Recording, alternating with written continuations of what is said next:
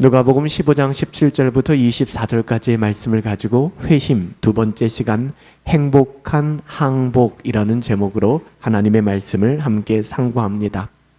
지난 시간 우리는 예수님의 첫 번째 설교를 살펴보았죠.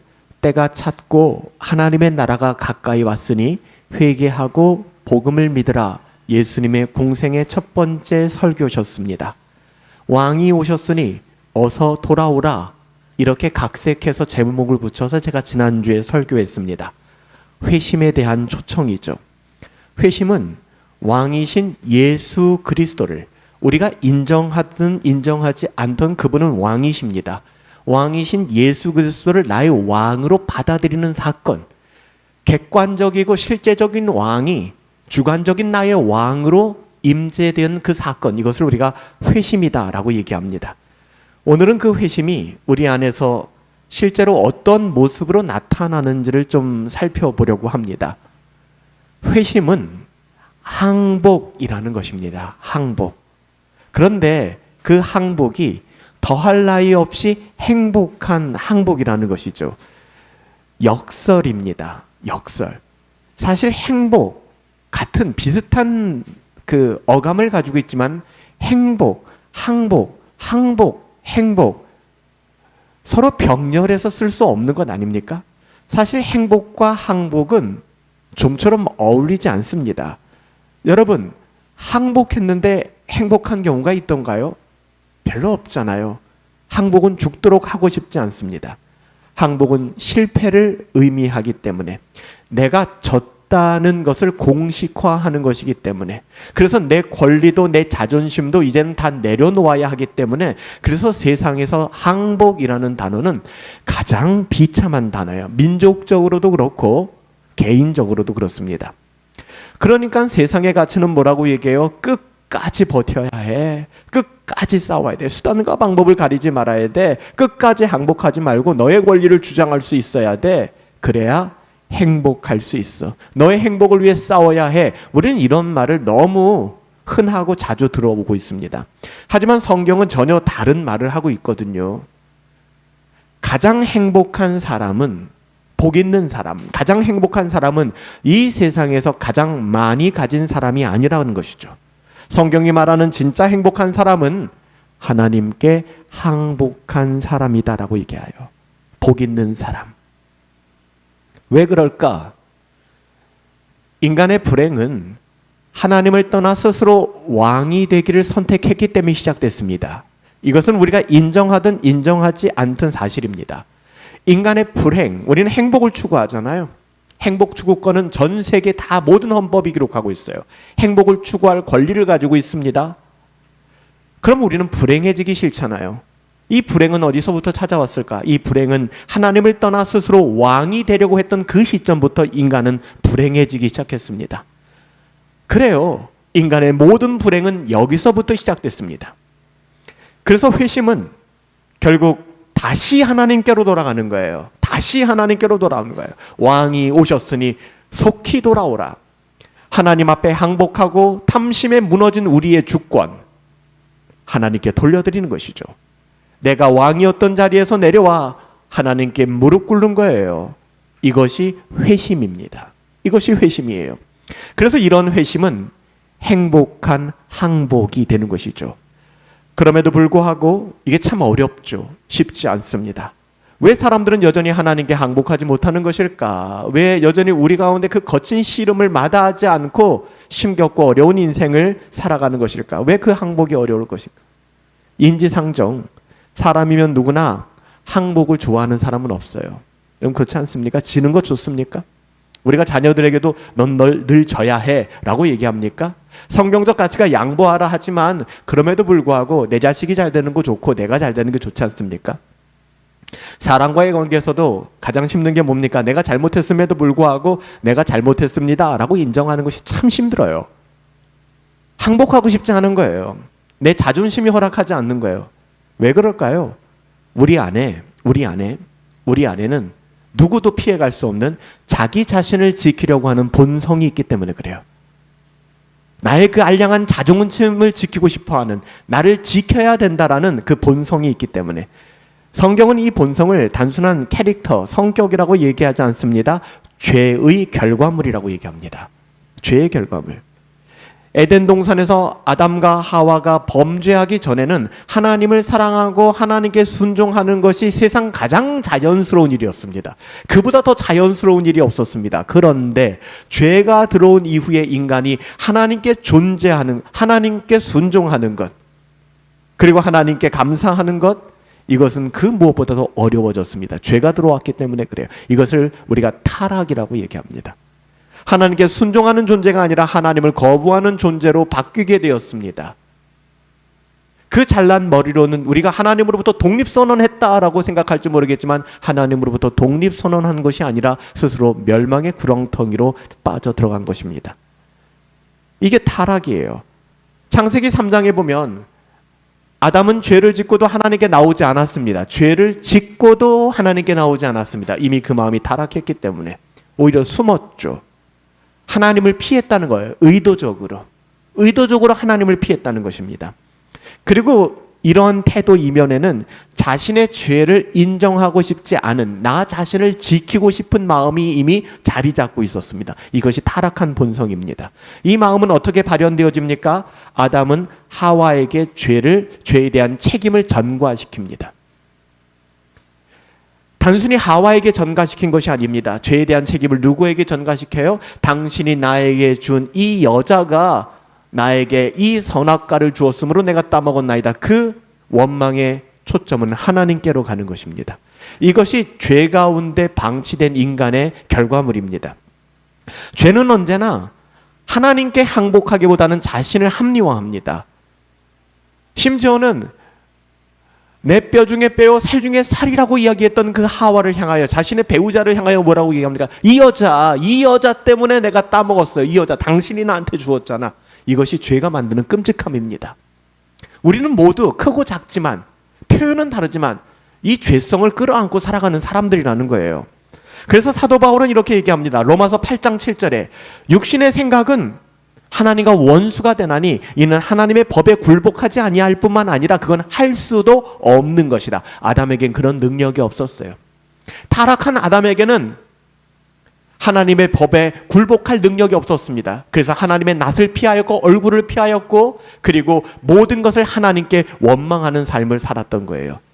이는 단순히 인간이 하나님께 순종하지 않은 정도가 아니라 하나님의 다스리심, 하나님의 하나님 되심을 거부했던 것입니다.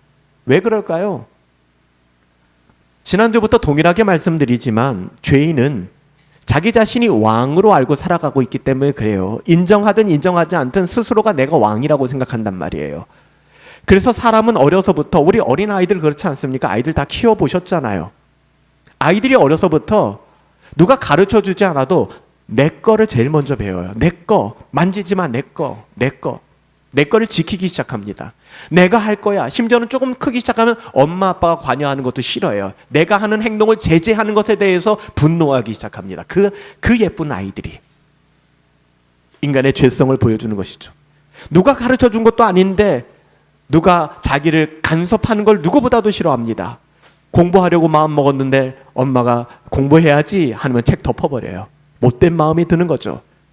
우리 안에서 하나님을 밀어내고 스스로 왕이 되려는 죄성이 있기 때문에 이런 일들이 벌어지는 것입니다. 이것이 죄의 본질입니다.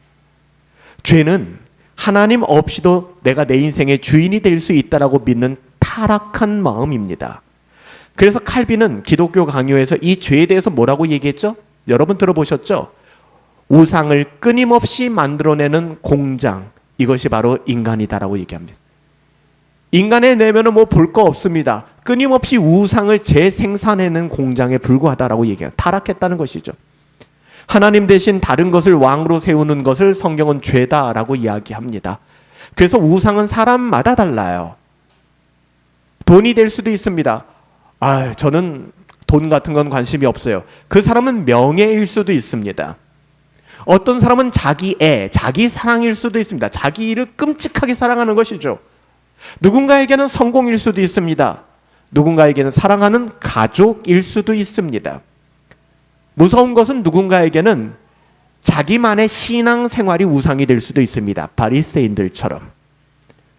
무엇이 되든 간에 그 우상의 공통점은 그 중심에 언제나 내가 있다는 거예요. 나를 위한 신앙생활, 나를 위한 그 무엇. 그래서 예수님께서는 주님을 믿고 따르려는 사람들을 향하여 가장 먼저 이 부분을 만지셨잖아요. 여러 번 반복하잖아요. 마가복음 8장 34절에 나를 따르려거든, 나를 따라오려거든 첫 번째 자기를 부인할 것이고, 그거 안 된다는 거예요. 자기 자신을 중심에 놓고서는 주님 못 따라간다는 거예요. 나를 따라오려거든 자기를 부인하고 자기 십자가를 지고 나를 따를 것이야. Come follow me. 그렇게 나를 따르라 말씀하셨잖아요. 왜 자기를 부인해야 되는가? 우리의 가장 큰 원수가 우리의 옛사람이기 때문에 그래요. 우리의 옛사람. 우리는 죄를 버리는 것보다 우리 자신을 버리는 게 더 어렵습니다. 우리가 죄라고 객관화시킨 그 어떤 걸 버리는 건 어렵지 않아요. 근데 그 죄를 짓고 싶어하는 내 자신을 포기하기에는 쉽지가 않은 거예요. 그래서 자기를 부인하라고 한 거예요. 십자가에 못 박아야 된다는 거예요. 지난주도 다뤘지만 제가 회심 시리즈를 준비하면서 읽고 있는 책들이 있거든요. 토마스 왓슨이 쓴 회개의 교리라고 하는 그 책에서 토마스 왓슨이 이렇게 얘기합니다. 참된 회개는 죄를 미워하는 것에서 끝나는 것이 아니라 자기 자신을 신뢰하던 마음이 하나님께로 돌이키는 것이다. 적극적인 의미를 이야기하고 있죠. 이게 회심입니다. 하나님께서는 우리를 회심시키실 때 가장 먼저 다루신 것이 우리의 자아입니다. 그래서 우리 안에 대폭발이 일어납니다. 전쟁이 일어납니다. 당연하죠. 항복하지 않은 사람은 은혜를 붙들 수 없기 때문에, 항복하지 않은 사람은 하나님을 만날 수 없기 때문에, 자신이 병들었다고 생각하지 않는 사람, 내가 건강하다고 생각하는 사람은 절대로 의사를 찾지 않습니다. 비웃죠. 나는 평생 병원이라는 데를 가본 적이 없어. 자신이 병들지 않았다라고 생각하는 사람, 믿고 있는 사람은 의사를 찾지 않아요. 의사의 말을 가볍게 여깁니다. 스스로 의롭다고 여기는 사람이 어떻게 구원을 찾을 수 있을까요? 찾을 수 없죠. 내가 할 수 없음을, 내가 죄인임을, 구원이라는 것이 나로부터 시작될 수 없음을 각인한 사람, 각성한 사람, 깨닫게 된 사람 비로소 하나님을 찾게 되는 것입니다. 그것이 없이는 절대로 하나님을 찾을 수가 없어요. 그래서 하나님이 우리에게 주신 게 뭐예요? 율법입니다. 그래서 우리에게 율법을 주신 거예요. 율법을 통해 구원받아라, 그게 아니잖아요. 율법을 통해서 구원받으라고 주신 것이 아니라 율법을 통해 너 자신을 좀 알아라. 어떤 자신? 너 병들었어. 너는 안 돼. 너의 어떠라면 안 되는 존재야를 깨닫게 하기 위해서 율법을 주신 겁니다. 우리의 자아를 박살내는 것이죠. 내 자존심을 박살내는 것이죠. 아, 안 되는구나. 아, 나라는 인간은 진짜 머리끝부터 발끝까지 안 되는구나.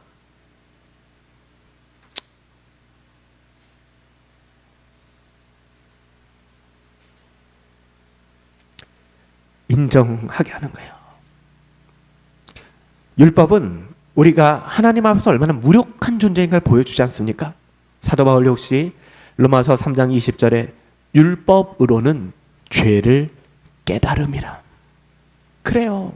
우린 율법으로 죄를 깨닫게 되는 거예요. 내가 얼마나 아픈지, 내가 어떻게 안 되는구나, 나라는 존재는 겸손해질 수밖에 없는 거예요. 너무나 자연스러운 일이죠. 율법은 우리 구원 못해요. 하지만 하나님께서 우리에게 은혜를 주실 때 우리는 율법을 통해서 내 힘으로는 하나님 앞에 설 수 없음을 깨닫게 되는 거죠. 하나님이 은혜를 주실 때 가능한 거예요. 저와 여러분들 그렇잖아요. 율법으로 우리 자신 증명하려 하는 사람들 아니잖아요. 우리가 어떻게 거기서 벗어날 수 있을까? 하나님이 우리 사랑하시기 때문에 그게 가능해진 거예요. 내가 잘나서가 아니라, 내가 율법 좀 잘 지켜서가 아니라, 머리끝부터 발끝까지 나는 불가능한 사람인데 하나님 내게 은혜를 주셨기 때문에 율법을 대할 때 우리는 죄를 깨닫게 되는 거예요. 그 율법을 들을 때 누군가를 지적하는 데 사용하지 않고 나의 내면을 돌이키게 되는 것이죠. 우리의 옛자아의 견고한 성을 무너뜨리는 분은 하나님이십니다. 우리는 안 돼요. 하나님이 아세요. 그 성이 무너질 때 비로소 복음이 복음다워지고 복음을 누릴 수 있게 되는 거예요. 내가 무너질 때 그리스도가 높아집니다. 그리스도가 살아나십니다. 내가 나의 왕자에서 기꺼이 내려올 때 비로소 만왕의 왕 되신 예수 그리스도께서 왕자에 앉으셔 나의 삶을 다스려 주십니다. 이런 은혜의 역사가 바로 참된 회심이에요. 행복한 항복. 하나님께서 죄인을 구원하실 때 먼저 사람의 교만한 마음을 꺾어 놓으세요. 이거 꺾이지 않고서는, 전 예수님 만나신 분들의 간증을 들으면서 단 한 사람도 그 옛사람의 견고함이 꺾이지 않은 사람을 본 적이 없어요. 자기 잘난 맛에 자기 자랑하는 사람들은 아직 먼 거예요. 아직 멀었어요. 하나님은 먼저 교만한 마음을 무너뜨리세요. 하나님은 먼저 우리의 교만함을 낮추시고 우리가 주장하는 자기의 의로움, 나 이만하면 괜찮은 사람이야 라는 아우라 있잖아요. 오히려 우리의 무능함을 보게 만드시죠. 그리고 나서 비로소 복음의 은혜가 얼마나 크고 놀라운지를 깨닫게 하시는 거예요. 순서가 있어요. 그래서 구원의 서정이라는 말, 요즘 별로 안 쓰기는 하지만 오더, 서정이라는 말을 예전에 참 많이 썼었거든요. 하나님께서 복음을 주시기 전에 율법을 주신 이유가 여기에 있습니다. 율법은 우리를 절망의 자리로 이끌어 놓는 역할을 하는 거죠. 그게 순기능입니다. 그렇지만 우리는 거기서 끝나지 않아요. 복음의 빛을 받은 사람들이잖아요. 이런 절망은 우리를 죽이기 위한 절망이 아니에요. 절망을 하셔야 합니다. 아, 암이구나. 아, 나 시한부 인생이구나. 아, 오진이겠지. 상급병원 가보고 종합병원도 이 병원 저 병원 다 가보고 분노에 받지만 몇 개월 지난 다음에 더 확신에 빠지는 것은 나 이제 얼마 못 사는구나. 여러분, 이 절망은 반드시 필요합니다. 이 절망마저 스킵하는 것이 복음이 아닙니다. 이 절망 앞에 우리는 처절하게 마주서야 합니다. 하지만 이 절망은 우리를 내립다 죽여놓는 절망이 아닙니다. 그리스도께 인도하기 위한 절망이라는 거예요. 그래서 사도 바울은 갈라디아서에서 율법을 뭐라고 얘기하죠? 초등교사라고 얘기하는 거예요. 이 초등교사의 의미가 여기에 있습니다. 이와 같이 율법이 우리를 그리스도께로 인도하는 초등교사가 되어 우리로 하여금 믿음으로 말미암아 의롭다함을 얻게 하려 함이라. 갈라디아서 3장 24절 말씀. 하나님께서는 우리의 자아가 무너진 이후에, 자기를 부인하고 자기 십자가를 진 후에 Come follow me, 나를 따르라. 비로소 십자가를 바라보게 하세요. 십자가 앞에서는 누구도 자기의 의를 자랑할 수 없어요. 감히 누가 십자가 앞에서 자기의 의를 자랑하겠습니까? 자기의 의가 존재한다면 주님의 십자가는 무의미한 거예요. 우리의 의가 콩알만큼이라도 머리털 하나만큼이라도 있었다 할지라도 주님은 십자가의 의미가 없어지는 거예요. 누가 십자가 앞에서 자기의 의를 주장하겠습니까? 십자가 앞에서는 누구도 자기의 의를 주장할 수 없어요. 십자가는 너는 스스로를 구원할 수 없다라는 하나님의 선언입니다. 십자가 앞에서 우리는 우리의 의로움을 느끼는 것이 아니라, 아하, 나는 안 되는구나. 십자가를 통하지 아니고서는 안 되는구나. 여러분, 여기에 서야 되는 거예요. 제가 회심을 경험하게 될 때 읽었던 책이 존 오웬의 죄 죽이기라는 책이었어요. 기독교 서점 한 편에 먼지가 정말 자욱하게 써 있는데 책 제목이 죄 죽이기예요. 죄 죽이기. 참 이상한 제목이었어요. 죄 죽이기? 이게 무슨 책일까? 그 당시는 전 개혁신앙도 알지 못했을 때고 그냥 성결교회 다니면서 열심히 기도하고 방언하고 막 이럴 때였어요. 제가 성경적인 회심을 경험하게 될 때 제일 먼저 만났던 사람 중에 한 사람이 존 오웬이었어요. 이 존 오웬의 죄 죽이기, 죄 죽임이라고 하는 그 책에서 오웬은 이렇게 얘기합니다. 사람이 자기 자신을 신뢰하는 한, 자기 자신을 믿고 자기 자신이 그래도 대단하다고 생각하는 그 순간 그는 아직도 그리스도를 온전히 신뢰하지 않는 것이다. 저는 그 한 문장을 바라보면서 여전히 교만하고 여전히 나의 어떠함으로 신앙생활을 하려 초신자였던 시절에 제 자신을 발견했어요. 끊임없이 죄를 죽여야 되는 것이나 성결교단에서는 그리스도인의 완전함을 가르칩니다. 즉 이 땅을 살아가면서 웨슬레가 이야기하는 것처럼 어느 한 시점 죄에서 완전히 자유할 수 있는 시점이 있다라고 가르칩니다. 그렇지만 개혁신앙에서는, 장로교 신앙에서는 우리가 그것을 배척하죠. 성경적으로는 우리는 끊임없이 죽을 때까지 죄와 싸워야 된다라고 이야기합니다. 저는 그 신앙을 알지 못했어요.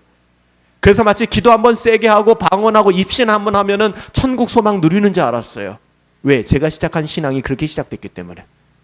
하나님께서는 저를 사랑하시기 때문에 말씀을 통해서 절대로 그 부류 안에 들어와 있다면 만나지 못했을 존 오웬, 조나단 에드워즈, 칼빈 이런 믿음의 선배들을 통해서 저에게 신앙의 틀을 열어주시더라고요. 사람이 자기 자신을 신뢰하는 한 그는 결코 그리스도를 온전히 단 한순간도 의지하지 않은 사람이다. 존 오웬의 죄 죽이기에서 한 이야기예요. 그래서 하나님께서 우리를 사랑하실 때 때로는 우리의 자존심도 무너뜨리고 아프죠. 우리가 붙잡고 싶었던 모든 것들을 흔들어 놓으세요. 힘들어요. 당연한 겁니다. 우리의 힘으로 해결할 수 없는 상황을 허락하시는 이유가 여기에 있어요. 우리의 힘으로 해결할 수 없는 상황을 만드시는 이유가 여기에 있다고요. 그런데 바보처럼 그 순간에도 우리의 힘으로 그걸 해결하려고 하지 마시라는 겁니다. 안 된다고요. 얼마나 바보 같아요. 하나님께서는 우리의 힘으로 해결할 수 없는 상황을 허락하시며 우리에게 복음으로 인도해 주시는 건데 그 상황 속에서 정신 차려야지. 이럴 때 내가 할 수 있어. 더 잘해보자. 이런 생각을 하는 거예요. 보장해 드립니다. 그런 분들에게 펼쳐지는 것은 광야 40년입니다. 하나님이 사랑하시기 때문에 계속 광야길을 돌 수밖에 없어요. 이 고백이 없이는 안 되기 때문에. 하나님이 우리를 버리셨기 때문에 이런 것을 경험하는 게 아닙니다. 우리가 하나님께로 돌아와야 하기 때문에. 성경을 보면 하나님이 사용하신 사람들 가운데 끝까지 자기의 능력 의지했던 사람이 있나요? 있으면 가져와 보십시오. 아무도 없습니다. 아브라함은 100세가 되어서 이제는 자포자기한 그 순간에 자기의 능력 포기했을 때 약속의 아들 이삭을 얻었습니다. 나는 안 되는 것을 그래서 웃었잖아요. 이삭이 웃음이잖아요. 사라가 웃었잖아요. 이제는 내가 생리학적으로 아이를 낳는다는 거 불가능한 나이 때 내가 아이를 낳는다고 웃었잖아요. 그때 하나님이 일하시는 거예요. 야곱은 그 잘난 맛에 살았지 않습니까? 쏘기는 야곱. 근데 그가 야포 강가에서 환도뼈 부러지고 이것저것 다 놓게 되었을 때 하나님 그 사람의 이름을 바꿔주었어요. 이스라엘이라. 환도뼈가 부러진 이후에 평소에 다리를 절고 살아가 있는 장애인이 되었을 때 그는 이스라엘이라는 이름을 얻었습니다. 모세는 광야 40년이라는 그 긴 시간들을 통하여 그 모든 것을 마친 이후에 하나님의 부르심을 받았죠. 베드로는 어떻습니까? 성경에서 수제자라는 말 없어요. 수제자가 어디 있겠습니까? 하지만 베드로는 주님을 사랑하는 제자였습니다. 하지만 베드로는 예수님을 3번 부인한 그 순간을 경험한 이후에 온전한 사도로 세움받을 수 있었어요. 참 아프지만 가룟 유다와 똑같은 짓을 했잖아요. 베드로가 똑같은 짓을 했다고요. 근데 가룟 유다와 베드로는 전혀 다른 결과를 가져왔잖아요. 그게 회심입니다. 그게 회심이에요. 후회와는 다른 겁니다. 회심이에요. 아, 죄가 아프다, 죄가 힘들다, 내가 잘못했지. 후회입니다. 이건 유다도 했어요. 회심은 다른 것입니다. 하나님은 항복한 사람, 이렇게 회심한 사람, 그 사람을 사용하십니다. 세상은 항복을 실패라고 얘기합니다. 그러나 성경은 항복이야말로 하나님을 향한 하나님께 대한 항복이야말로 가장 큰 자유다라고 얘기합니다. 물고기가 물을 떠나서 자유로울 수 없듯이 인간도 하나님을 떠나서는 자유로울 수가 없습니다. 여러분 생각해 보세요. 창세기에 완벽했던 에덴 동산, 아담과 하와는 하나님을 떠나면 자유로울 것이라는 죄성에 물들게 되었습니다. 이미 선악과를 따먹기 전에 그들은 타락했습니다.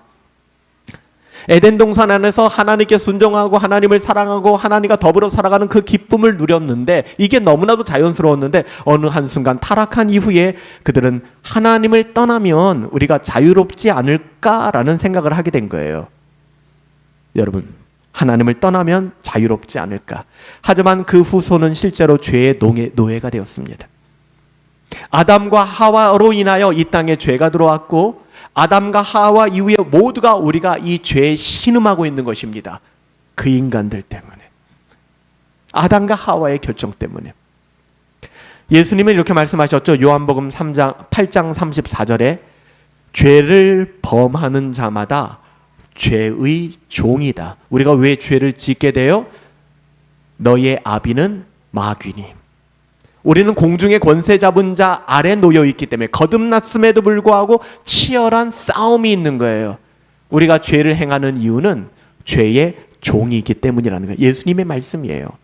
사람들은 돈을 얻으면 자유로울 것이라고 생각합니다. 성공하면 행복할 것이라고 생각합니다. 사람들에게 인정받으면 만족할 것이라고 생각합니다. 그러나 그것이 우리에게 자유를 줄 수 없음을 경험해 보신 분들은 알지 않아요? 우리가 생각하는 만큼 돈을 벌지 못했기 때문에 못 누렸다 생각할 수 있지만 우리의 삶의 영역에서 누려본 적이 있잖아요. 크고 작게. 이것만 해결되면 나 행복할 거야. 근데 그것이 평생 가던가요? 아니에요. 오히려 그것이 우리를 더욱더 묶어둡니다. 돈을 사랑하면 어느 순간부터 돈의 노예가 되기 시작합니다. 성공을 사랑하면 어느 순간부터 성공의 노예가 되기 시작합니다. 사람의 인정을 사랑하게 되면 사람의 눈치를 보게 되죠.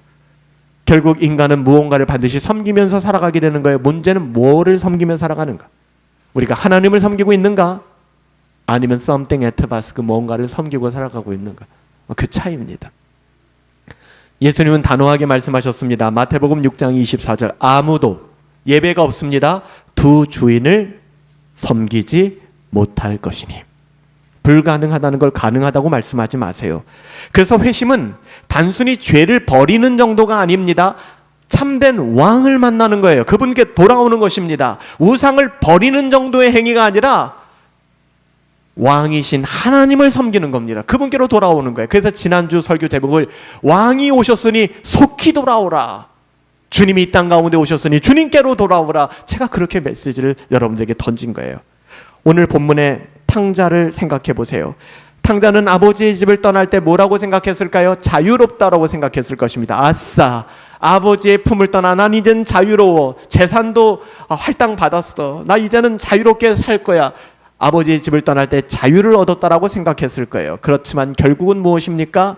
그는 돼지 우리에서 비참한 사람이 되어 있었습니다. 이것이 아담과 하와의 죄와 연결되는 것입니다. 결국에 결론은 무엇입니까? 돼지 우리에서 주업 열매를 먹는 실세가 되었습니다. 진정한 자유는 아버지를 떠나는 데서 있지 않아요. 그렇지 않아요. 아버지께 돌아와야 합니다. 그가 아버지께로 돌아왔을 때, 오늘 설교의 제목으로 표현한다면 그 아들이 아버지께 항복했을 때, 아버지께 완전히 두 손 들고 돌아왔을 때 비로소 잃어버렸던 아들의 기쁨을 회복합니다. 잃어버렸던 종의 기쁨이 아니라 아들의 기쁨을 회복합니다. 예전에는 아버지한테 대드렸잖아요. 그 돈 내 돈 아닙니까? 어차피 돌아가시고 미리 좀 떼서 주시지. 아버지께 항복하자고 끊임없이 들이받던 그 아들이 어느 한순간 아버지께 항복을 하는 거예요. 어디서요? 돼지 우리에서 주업 열매를 먹고 나고 보니까. 이건 아닌 것이죠. 죄의 비참함을 알고 나니까. 회심도 마찬가지입니다. 우리는 하나님께 항복하면 자유를 잃어버릴 것이라고 생각합니다. 1차원적인 거예요. 그러나 실제로 그때부터 참된 자유를 얻게 되는 거예요. 왜냐하면 하나님은 우리를 종으로 부르시는 왕이 아니세요. 오해하지 마세요. 하나님은 우리를 종 다루듯 하지 않습니다. 우리를 자녀로 받아들이는 아버지이기 때문에 오늘 본문이 그걸 보여주고 있잖아요. 얘야, 내 아들이 들어왔다. 가장 귀한 옷을 입혀라. 얘야, 내 아들이 들어왔다. 소를 잡아라. 잔치를 하자. 먹고 즐기자. 그 아들이 돌아갈 때는 나를 종으로 여겨주세요. 내가 무슨 낯짝으로. 그렇지만 아버지는 그 아들의 낯짝 구분하지 않아요. 내 아들이 돌아왔구나. 우리 하나님을 보여주고 있는 거예요. 그 탕자를 통하여 우리를 보게 하시는 거예요. 바울은 이렇게 고백합니다. 우리가 암송했죠. 로마서 8장 15절. 너희는 다시 무서워하는 종의 영을 받지 아니하고 양자의 영을 받았으므로 우리가 아빠, 아버지라고 부르짖느니라. 그래서 회심은 슬픈 항복, 억지로 항복이 아니라 행복한 겁니다. 행복한 항복이에요. 억지로 무릎 꿇는 항복이 아니라 사람 앞에서 자원하여, 하나님의 사랑 앞에서 자원하여 하나님의 그 사랑, 이 사랑은 변치 않다 우리가 고백했던 것처럼. 여기까지 말씀을 들으면 알겠는데 힘든 부분들이 있죠. 누가 하나님께 항복할 수 있을까? 우리의 자아가 그토록 강하다면 죄인이 어떻게 자기의 왕좌에서 내려올 수 있을까? 정답은 하나입니다. 오직 하나예요. 우리 스스로 할 수 없습니다. 신앙생활을 내가 뭔가 하려고 하면 안 됩니다. 여러분, 회심하셨잖아요. 우리의 회심은 우리의 결심 이전에 하나님의 은혜입니다. 여러분, 하나님의 은혜를 바라보셔야만 해요. 하나님의 은혜가 여러분의 삶을 그래요. 감동케 하고 여러분의 삶이 하나님의 자녀됨을 이끌 수 있는 동력이 되어줘야 합니다. 우리의 회심마저 우리의 결심으로 여겨서는 안 됩니다. 물론 결심 중요합니다. 하지만 그 결단조차도 누가요? 하나님의 은혜가 먼저 역사하셨기 때문에 가능한 거예요. 요한일서 4장 19절 말씀. 우리가 사랑함은 그가 먼저 우리를 사랑하셨습니다. 그래서 우리가 성찬을 할 때마다 내가 주님을 사랑합니다. 알고 보니까 주님 나를 먼저 사랑하셨네. 내가 주 위에 죽겠습니다. 우리가 주제넘게 이야기하지만 돌아보니 주님이 먼저 날 위해 죽으셨군요. 내가 주 위에 살겠습니다. 보란 듯이 얘기하지만 우리가 알고 보니 주님 날 위해 먼저 부활하셨잖아요. 사셨구나. 그 고백을 하는 거 아니겠습니까? 우리가 아니에요. 주님이 하셨습니다. 우리가 하나님께 항복할 수 있었던 그 이유 역시 하나님이 우리를 먼저 사랑하셨기 때문에, 그 사랑이 가장 분명하게 나타난 것이 십자가. 죄인은 하나님께 반역했어요. 하나님의 왕되심을 거부했어요. 원래 반역자의 결말은 심판밖에 없습니다. 그런데 놀라운 일이 일어났어요. 그 반역자를 심판하지 아니하시고 친히 반역자의 자리에 우리 주님이 서셨어요. 사도 바울은 이렇게 증언합니다. 고린도후서 5장 21절에 하나님이 죄를 알지도 못하신 이를, 예수님이죠, 우리를 대신하여 죄로 삼으신 것은 우리로 하여금 그 안에서 하나님의 의가 되게 하려 하심이라. 그리스도의 십자가가 없이는, 그래요, 우리는 아무것도 아닙니다. 십자가는 하나님의 사랑과 공의가 함께 만나는 자리잖아요. 하나님은 죄를 그냥 넘어가지 않으세요. 그러나 죄인을 그냥 버리지도 않으셨어요. 그 죄에 대한 심판을 그리스도께 대신 내리셨고 전가하셨고 우리 죄인에게는 용서를 베풀어 주셨죠. 존 스토트는 그리스도의 십자가라는 그의 책에서 십자가는 하나님께서 죄를 얼마나 미워하시는지와 죄인들을 얼마나 사랑하시는지를 동시에 보여주는 사건이다 라고 이야기했습니다. 여러분, 이 십자가의 사랑을 아셔야 해요. 이 십자가의 사랑을 경험하셔야만 해요. 그래야 이 사랑 앞에서 우리는 항복할 수 있는 겁니다. 이게 없으니 악으로 깡으로 항복하려고 하니 자존심에 스크래치가 나고 힘들어지고 어려운 거예요. 율법은 우리를 무릎 꿇게 만들 수 있습니다. 그렇지만 사랑하게는 못 만듭니다. 그래서 율법적인 신앙생활은 즐겁지가 못한 거예요. 사랑이 없는 거예요. 복음은 달라요. 우리를 강제로 너 무릎 꿇어라고 강요하지 않습니다. 복음은 강요하지 않아요. 그리스도의 사랑으로 우리 마음을 녹여냅니다. 그래서 진정한 회심은 두려움 때문이 아니에요. 하나님 무서워가 아닙니다. 하나님을 사랑하기 때문에, 하나님이 우리를 얼마나 사랑하시는지 그 사랑을 알고 있기 때문에, 나의 끔찍함을 각성하고 있기 때문에 여러분 회심하게 되는 거예요. 많은 사람은 회심을 한 번의 사건으로만 생각합니다. 하지만 그렇지 않은 것 아니시죠? 우리의 삶은 끝없는 회개의 삶, 흰자의 삶은 회개의 삶입니다. 그래서 다시 인용해드리면 누가복음 9장 23절에 아무든지 나를 따라오려거든 자기를 부인하고, 그 다음 단어 날마다 자기의 십자가를 지고 나를 따를 것이다. 구원파적인 신학이나 이런 걸 얘기하는 게, 제세례파적인 신앙을 얘기하는 게 아닙니다. 우리는 날마다 자기 십자가를, 새벽마다 깨어 경건을 추구하고 밤에 잠잘 때마다 하나님의 인자하심으로 눈을 감을 수 있는, 하루를 시작할 때 우리의 영혼을 깨울 수 있는 경건 생활과 틈틈이 하나님의 말씀으로 은혜의 방편인 말씀과 기도와 성례를 통하여 날마다 은혜를 각성케 하는 삶, 여러분 이것을 잃어버려서는 안 되는 거예요. 그래야 회심의 은혜를 데일리 날마다 매 순간마다 경험할 수 있는 거예요. 회심이라는 주제로 여러분들과 짧게 시리즈 설교를 하고 있습니다. 우리는 모두 어떤 존재든 그 왕이라는 존재 앞에 왕이라는 존재를 두고 살아갑니다. 그것이 나 자신인가, 그것이 하나님인가의 문제입니다. 여러분, 우리는 우리의 왕자에서 내려와야 합니다. 항복해야 합니다. 근데 그 항복은 마지 못해서의 항복이 아닙니다. 기꺼이 항복. 속된 예를 들면 이런 것이죠. 아주 지방에 성적도 나쁘고 아무나 들어갈 수 있는 그래서 인기도 없는 대학이 있었는데, 그 대학이 서울의 명문대학과 함께 이게 합치게 된 거예요. 그 명문대학이 그 대학을 인수한 거예요. 그래서 이제는 그 대학을 나온 사람도 그 명문 대학을 나온 사람이 된 거예요. 여러분, 그 대학에 있는 사람들이 기꺼이 그 대학과 합쳐지는 것에 대해서 반대할까요? 반대하는 사람이 있다 그러면은 혹시 직장을 잃어버릴까 하는 교직원들은 반대할 수 있겠지만 그 학생들 중에서 반대하는 사람들이 있을까요? 야, 이제 우리가 그 대학이 된대. 우리도 이제 그 대학 출신이 되는 거야. 비교할 수도 없지만 여러분, 항복한다고 하는 것은 우리는 그리스도와 함께 하나님과 연합되어지는 것입니다. 그 아름다움을 누리는 거예요. 아우구스티누스는 그의 고백록 첫머리에서 이렇게 고백했습니다. 주께서는 우리를 주를 위하여 지으셨으므로 우리의 마음은 주 안에서 안식을 얻기까지 쉼이 없습니다. 우리 영국에 가 있는 소연자매가 지난번에 오면서 그 책을 저한테 해서 선물로 줬어요. 보니까는 어거스틴의 고백록이었어요. 그래서 이걸 왜 줬을까 하는 생각을 가지고 책을 쭉 보는데 첫머리에 이 글이 또 제 눈에 들어오더라고요. 주께서는 우리를 주를 위하여 지었나니 우리의 마음은 주 안에서 안식을 얻기까지, 그러니까 주 안에서 안식을 얻기까지 쉼이 없대요. 왜 우리들에게 쉼이 없을까요? 안식이 없을까요? 평안이 없을까요? 주님 안에 거하지 않기 때문에 그래요. 항복하지 않았기 때문에 그래요. 여러분, 회심은 행복한 항복입니다. 이것이 인간의 참된 모습이에요. 내가 왕자에서 내려오는 순간 비로소 예수 그리스도께서 우리의 삶을 다스리시기 시작할 거예요.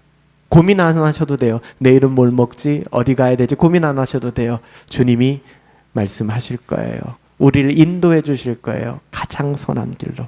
그리고 그 통치를 우리를 억압하는 통치가 아니라 생명을 주는 통치로. 예수님은 우리를 종으로 부르지 않으셨어요. 우리 오늘 예배 기도해 주신 성도님이 기도하셨던 것처럼 우리를 종으로 부르지 않으셨어요. 하나님의 자녀다움을 누리게 하셨어요. 회심의 은혜, 행복한 항복, 하나님 앞에 기꺼이 항복하며 나갈 수 있는 복된 성도님들 되시기를 예수님의 이름으로 축복합니다. 아멘.